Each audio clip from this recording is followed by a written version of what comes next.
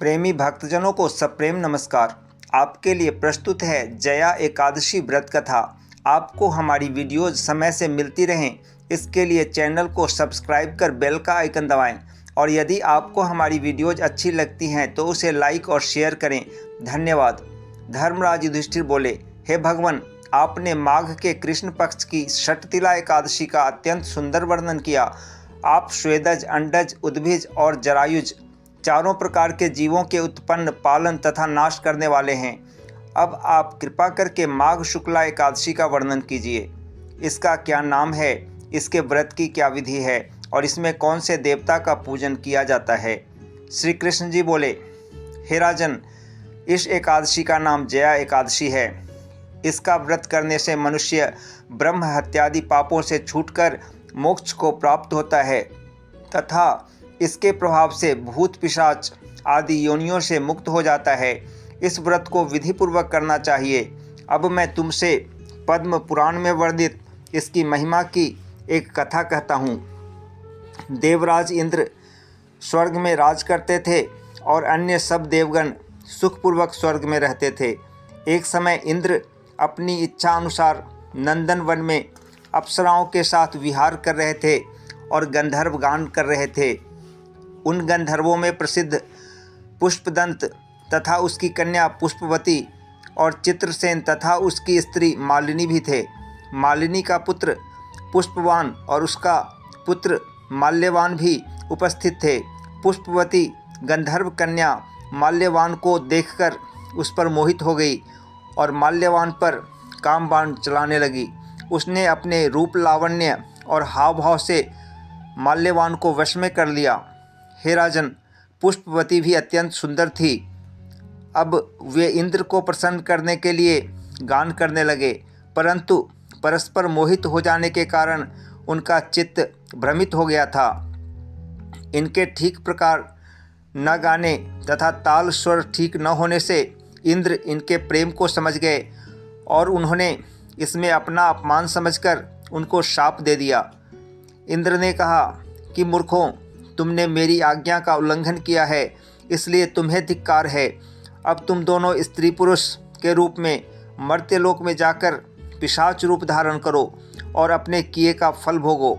इंद्र का ऐसा शाप सुनकर वे अत्यंत दुखी हुए और हिमालय पर्वत पर दुखपूर्वक अपना जीवन व्यतीत करने लगे। उन्हें गंध, रस तथा स्पर्श आदि का कुछ भी ज्ञान नहीं था। वहाँ उनको महान दुख मिल रहे थे। उन्हें एक क्षण के लिए भी निद्रा नहीं आती थी। हिमालय पर्वत पर अत्यंत शीत के कारण उनके रोमांच खड़े रहते और दांत मारे शीत के बजते रहते। एक दिन पिशाच ने अपनी स्त्री से कहा कि पिछले जन्म में हमने ऐसे कौन से पाप किए थे जिससे हमको यह दुखदायी पिशाच योनि प्राप्त हुई है। इस पिशाच योनि से तो नरक के दुख सहना ही उत्तम है, अतः हमें अब किसी प्रकार का पाप नहीं करना चाहिए। इस प्रकार विचार करते हुए वह अपने दिन व्यतीत कर रहे थे।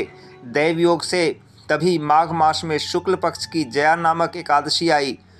उस दिन उन्होंने कुछ भी भोजन नहीं किया और न कोई पाप कर्म ही किया, केवल फल फूल खाकर ही दिन व्यतीत किया और सायं समय महान दुख से पीपल के वृक्ष के नीचे बैठ गए। उस समय सूर्य भगवान अस्त हो रहे थे। उस रात को अत्यंत ठंड थी, इस कारण वे दोनों शीत के मारे अति दुखित होकर मृतक समान आपस में चिपटे हुए पड़े रहे। उस रात्रि उनको निद्रा भी नहीं आई। हे राजन, जया एकादशी के उपवास और रात्रि के जागरण से दूसरे दिन प्रभात होते ही उनकी पिशाच योनि छूट गई। अत्यंत सुंदर गंधर्व और अप्सरा की देह धारण कर सुंदर वस्त्राभूषणों से अलंकृत हो उन्होंने स्वर्गलोक को प्रस्थान किया। उस समय आकाश में देवता तथा गंधर्व उनकी स्तुति करते हुए पुष्प वर्षा करने लगे। स्वर्गलोक में जाकर उन दोनों ने देवराज इंद्र को प्रणाम किया। इंद्र इनको पहले रूप में देखकर अत्यंत आश्चर्यचकित हुए और पूछने लगे कि तुमने अपनी पिशाच योनि किस प्रकार छुटकारा पाया, तो सब बतलाओ। माल्यवान बोला, हे देवेंद्र, भगवान विष्णु की कृपा और जया एकादशी के व्रत के प्रभाव से ही हमारी पिशाच देह छूटी है। तब इंद्र ने कहा, हे माल्यवान, भगवान की कृपा और एकादशी के व्रत करने से न केवल तुम्हारी पिशाच योनि छूट गई, वरन हम लोगों के भी वंदनीय हो गए, क्योंकि विष्णु और शिव के भक्त हम लोगों के वंदनीय हैं। अतः आप धन्य हैं। अब आप पुष्पवती के साथ जाकर विहार करो। श्री कृष्ण कहने लगे कि हे राजा युधिष्ठिर, इस जया एकादशी के व्रत से बुरी योनि छूट जाती है। जिस मनुष्य ने एक एकादशी का व्रत किया है, उसने मानो सब यज्ञ, जप, दान आदि कर लिए।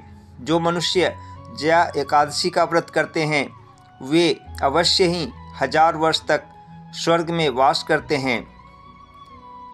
फलाहार। इस व्रत में गुंदगिरी के पाठे, ग्वार पाठे का सागार लेना चाहिए। दूध व कुट्टू से बनी मिठाई या सामग्री और फल तथा मेवा आदि लिए जा सकते हैं। ओम तत्सत, ओम तत्सत, ओम तत्सत।